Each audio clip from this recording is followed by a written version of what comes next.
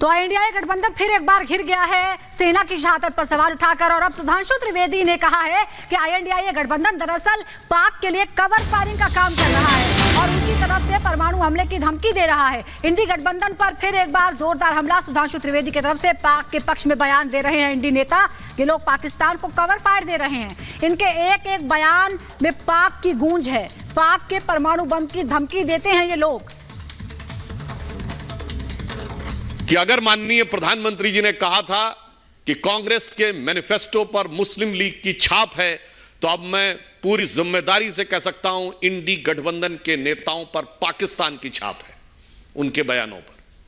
और छाप ही नहीं है, उनकी एक एक आवाज में पाकिस्तान की गूंज नजर आ रही है। वो उसके सुर में सुर मिला रहे हैं। मतलब मैं अगर ये बात कहूं कि ऐसा लगता है कि सरहद के उस पार वो उधर बैठे हुए हैं पाकिस्तान के लोग और इधर बैठे इंडी गठबंधन के नेता, और दोनों एक दूसरे से ये कह रहे हैं कि मिले सुर मेरा तुम्हारा तो मोदी लहर में कैसे मिले किनारा।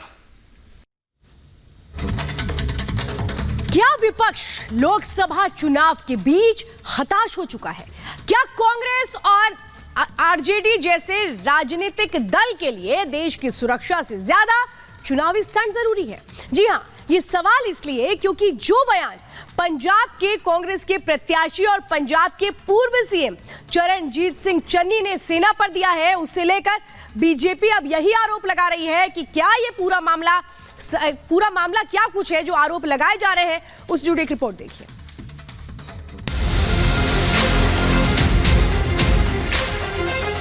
सारे पहले से तैयार करके हमले करवाए जाते हैं। ये बीजेपी को जिताने का एक स्टंट होता है, इसमें सच्चाई नहीं होती। चमकौर से चमके चरणजीत सिंह चन्नी भारतीय सेना पर दिए गए अपने एक बयान को लेकर बुरी तरह से फंसते नजर आ रहे हैं। उन्होंने जम्मू कश्मीर के पुंछ में इंडियन एयरफोर्स के काफिले पर हुए आतंकी हमले को बीजेपी का चुनावी स्टंट बता दिया है, जिसके बाद से ही पंजाब के पूर्व मुख्यमंत्री चरणजीत सिंह चन्नी बीजेपी के निशाने पर आ गए हैं। जब इलेक्शन आते हैं तो ऐसे स्टंट खेले जाते हैं और बीजेपी को जिताने का संविधान तैयार किया जाता है। ये तैयार किए हुए सारे पहले से तैयार करके हमले करवाए जाते हैं। ये बीजेपी को जिताने का एक स्टंट होता है, इसमें सच्चाई नहीं होती। लोग मरवाने और लोगों के लाशों पे खेलना ये बीजेपी को आता है। पंजाब में 32% दलितों के पोस्टर बॉय करार दिए गए पंजाब के पूर्व सीएम चरणजीत सिंह चन्नी को यूं तो पंजाब की जनता पिछले विधानसभा चुनाव में ही नकार चुकी है, लेकिन फिर भी कांग्रेस ने चन्नी पर इस लोकसभा चुनाव में जालंधर के एससी आरक्षित सीट पर दाव लगा दिया है। लेकिन जीत का स्वाद चखने के लिए बेताब चन्नी सुर्खियों में आने के लिए सेना की शहादत पर सवाल उठा देंगे, शायद इसका अंदाजा किसी को भी नहीं रहा होगा। लिहाजा चन्नी ने जैसे ही पुंछ आतंकी हमले को लेकर बीजेपी को घेरा, बीजेपी नेता बिफर गए और दो तरफा घिर गए चन्नी।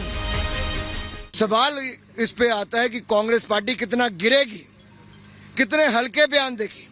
क्या कांग्रेस चुनाव जीतने के लिए अब हमारे वीर सैनिकों को भी अपमान करेगी? इससे घटिया बयान जिस पे कांग्रेस पार्टी के राष्ट्रीय अध्यक्ष को माफी मांगनी चाहिए, सोनिया जी और राहुल गांधी जी को माफी मांगनी चाहिए, देश से माफी मांगनी चाहिए। पाकिस्तान आजकल राहुल गांधी की तारीफ कर रहा है और चरणजीत सिंह चन्नी हमारे जवानों के शहादत को एक नौटंकी और फ्रॉड और ड्रामा बता रहे हैं। वैसे तो पंजाब की सियासत में चरणजीत सिंह चन्नी का चैप्टर पिछले विधानसभा चुनाव में खुद जनता ने क्लोज कर दिया था, लेकिन जिस तरह से सेना पर बयान देकर चन्नी ने सुर्खियां बटोरने की कोशिश की है, उसे लेकर चन्नी सिर्फ बीजेपी नेताओं के ही निशाने पर नहीं है। देश में चहुं और चन्नी के इस बयान की निंदा हो रही है।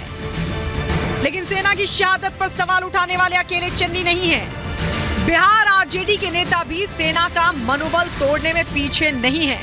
इसी कड़ी में आरजेडी नेता मनोज झा ने भी बीजेपी को घेरते हुए पुलवामा आतंकी हमले पर सवालों की बौछार कर दी है। पुलवामा की रिपोर्ट अब तक क्यों नहीं आई? और ये घटना नहीं थी, दुर्घटना। आज तक इतने वर्षों में क्यों नहीं आई पुलवामा की रिपोर्ट? उतने जवान हमारे शहीद हुए। हर शहादत एक कहानी छोड़ के जाती है, आपने उसको एड्रेस ही नहीं किया।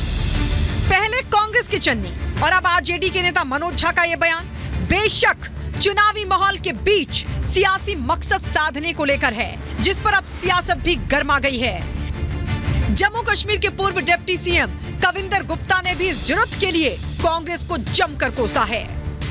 पुंछ में एक जवान की कल शहादत हुई। पाकिस्तान हमेशा से इस प्रकार के प्रयास करता है, लेकिन कि ये कहना कि भारतीय जनता पार्टी इस प्रकार के स्टंट कराती है, सरकार इस प्रकार के स्टंट कराती है, ये उन सैनिकों का अपमान है जो सीमा में विपरीत स्थितियों में लड़ते हैं। कांग्रेस हमेशा से आतंकवादियों की समर्थक रही है। बहरहाल सेना की शहादत पर सवाल उठाकर विपक्ष ने एक बार फिर जता दिया है कि वो इस लोकसभा चुनाव में बीजेपी को पटखनी देने के लिए तमाम पैतरे आजमाएंगे, फिर चाहे लपेटे में भारतीय सेना के शूरवीर ही क्यों ना आ जाएं। ऐसे में देखने वाली बात ये होगी कि सत्ता की ये लड़ाई कहीं आगे चलकर देश प्रेमी वर्सेस देश विरोधी ना हो जाए। Bureau report, Republic Bharat. इधर चारों तरफ से सवाल उठने के बाद चन्नी ने अपने बयान पर सफाई दिया और वो कह रहे हैं कि मैं पुलवामा हमले का जिक्र करके सरकार ने पूछा था कि आखिर पुलवामा हमले में अभी तक क्या हुआ, क्यों पता नहीं चला कि किसने हमला किया था। मैं सरकार से ये सवाल पूछ रहा हूं। पुंछ में फिर जवानों पर हमला हुआ है, बीजेपी आतंकी हमले को रोक पाने में नाकाम रही है, ये चरणजीत सिंह चन्नी कह रहे हैं। हमारे जो देश के जवान हैं, हमें उन पे गर्व है। मैंने एक बयान ये दिया है कि पिछले इलेक्शन में जब पार्लियामेंट के इलेक्शन थे, हमारे 40 जवान शहीद हो गए और उन पे अटैक हुआ। आज तक सरकार ने ये पता नहीं किया कि वो अटैक किसने किया, कौन लोग उसके जिम्मेवार हैं। अब फिर इलेक्शन आया है, फिर हमारे जवानों पे अटैक हुआ, फिर जवान शहीद हुआ। मैं ये पूछना चाहता हूँ सरकार से कि ये कौन लोग हैं जो ऐसे अटैक करवाते हैं, आप उनको सामने क्यों नहीं लेकर आते, क्यों इंटेलिजेंस फेलियर होती है।